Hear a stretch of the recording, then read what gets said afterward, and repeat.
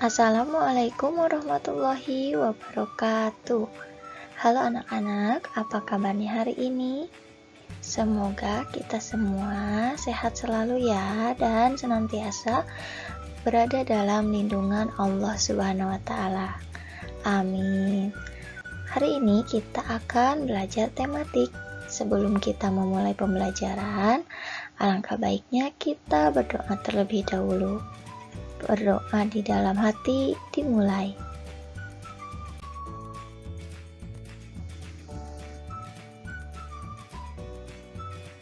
Berdoa selesai. Kali ini kita akan belajar tematik di kelas 4, tema 3, subtema 1, pembelajaran 5 dan 6. Kembali lagi bersama Ibu Yusi. Adapun tujuan pembelajarannya, yang pertama, siswa dapat menjelaskan karakteristik ruang dan pemanfaatan sumber daya alam di lingkungan sekitar dengan tepat. Yang kedua, siswa dapat menjelaskan keterampilan dalam melakukan wawancara dengan tepat. Yang ketiga, siswa dapat menjelaskan hak dan kewajiban dalam kehidupan sehari-hari dengan benar. Nah, anak-anak, kamu sebelumnya telah belajar tentang padi ya. Nah, tahukah kalian bahwa jenis tanaman yang berbeda mempunyai tempat yang berbeda untuk tumbuh? Nah, ayo kita cari tahu ya. Kondisi dan karakteristik alam yang berbeda turut mempengaruhi jenis tumbuhan yang hidup di sekitar wilayah tersebut.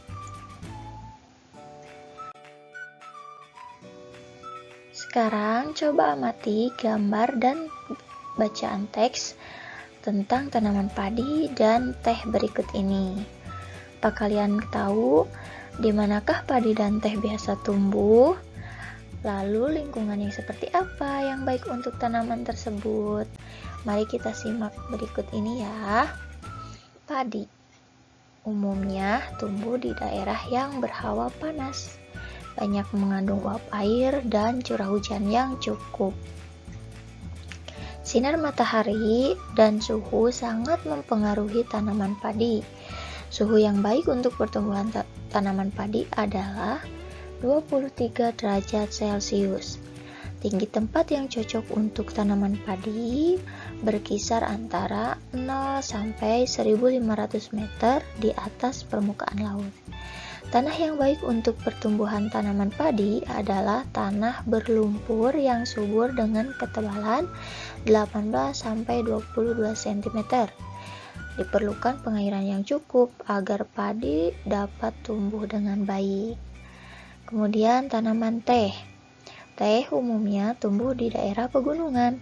Suhu yang baik untuk pertumbuhan tanaman teh adalah berkisar 13 derajat Celcius sampai 15 derajat Celcius dengan curah hujan tahunan tidak kurang dari 2000 mm kubik.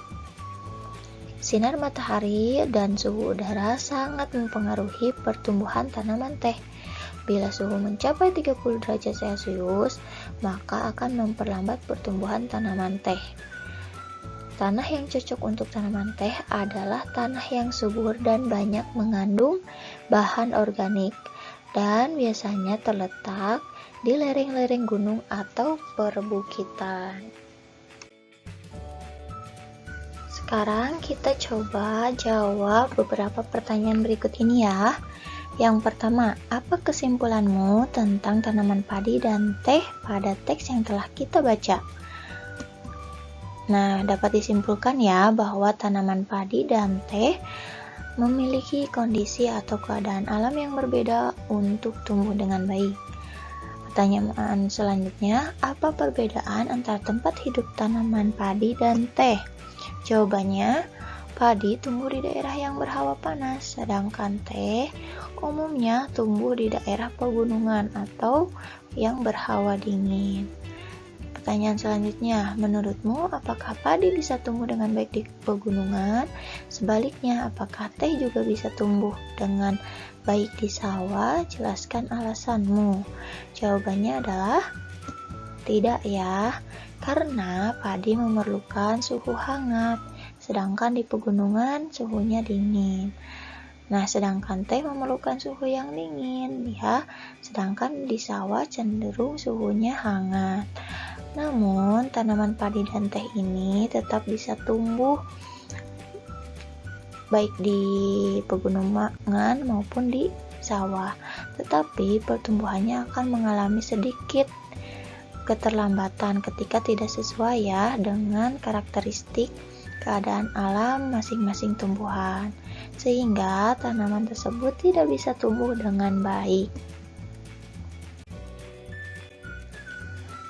Pertanyaan selanjutnya, apakah keadaan alam atau iklim dan bentuk muka bumi mempengaruhi pertumbuhan tanaman? Jelaskan. Jawabannya adalah ya. Ya, mempengaruhi ya. Keadaan iklim sangat mempengaruhi pertumbuhan tanaman. Selain itu, suhu dan kandungan unsur tanah juga sangat mempengaruhi pertumbuhan tanaman. Sebelum menanam tumbuhan tertentu, apa saja yang perlu diperhatikan agar tumbuhan dapat tumbuh dengan baik?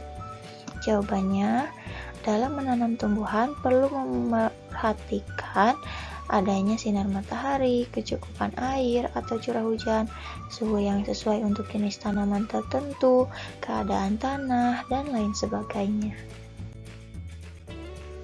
Oleh karena setiap jenis tanaman memiliki cara perawatan yang berbeda, oleh karena itu dibutuhkan suatu informasi agar tidak salah dalam merawatnya.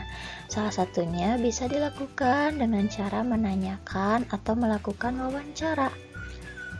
Nah, agar hasil wawancara maksimal, maka pewawancara perlu memperhatikan hal-hal penting baik sebelum melakukan wawancara, ketika melakukan wawancara, maupun setelah melakukan wawancara. Dalam melakukan wawancara, sebelumnya harus memperhatikan hal-hal berikut ini. Yang pertama, buat janji dan minta kesediaan narasumber untuk diwawancarai. Yang kedua, tunjukkan kesan yang baik, misalnya datang tepat waktu. Yang ketiga, berpakaian dengan sopan. Yang keempat, berbicara dan bersikap santun. Yang kelima, menyiapkan daftar pertanyaan yang sesuai dengan pokok permasalahan. Yang keenam, pertanyaan yang baik mengandung unsur adiksi mbak atau singkatan dari apa, di mana, kapan, siapa, mengapa, dan bagaimana. Yang ketujuh, berlatih agar tidak selalu membaca pertanyaan yang telah disusun.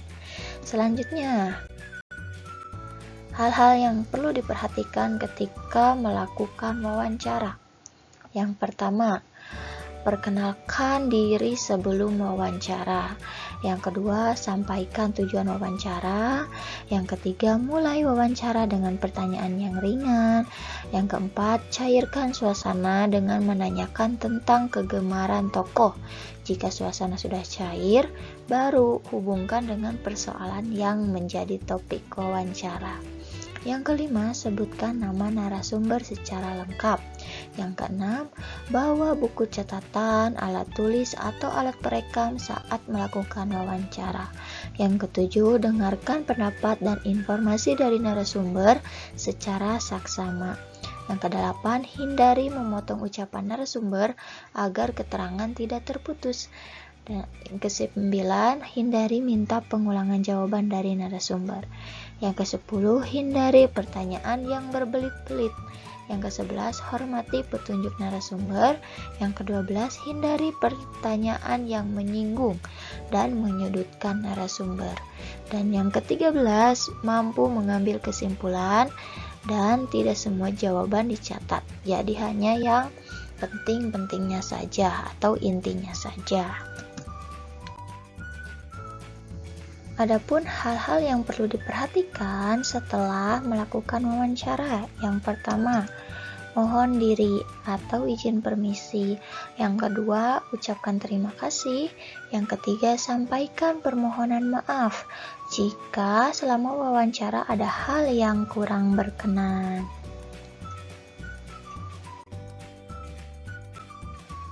Nah, setelah kita mengetahui cara-cara yang baik dalam menanam atau merawat suatu tumbuhan, artinya kita sudah melakukan kewajiban terhadap tumbuhan. Lalu apa saja hak dan kewajiban terhadap tumbuhan tersebut? Kita coba bahas terlebih dahulu ya, bahwa hak adalah segala sesuatu yang harus didapatkan oleh setiap orang setelah menjalani kewajiban. Sedangkan kewajiban adalah sesuatu yang harus dilakukan dengan penuh rasa tanggung jawab. Adapun hak terhadap tumbuhan diantaranya mendapatkan oksigen, memperoleh hasil panen, bebas dari pencemaran lingkungan, dan lain sebagainya. Sedangkan contoh kewajiban terhadap tumbuhan adalah menjaga dan melestarikan tumbuhan tersebut agar tidak rusak. Kemudian menyirami tumbuhan agar tumbuh besar dan subur. Selanjutnya memberikan pupuk supaya tumbuh dengan baik, dan lain sebagainya. Nah, sekarang kalian coba kerjakan ya halaman 45 sampai 46 di kertas folio.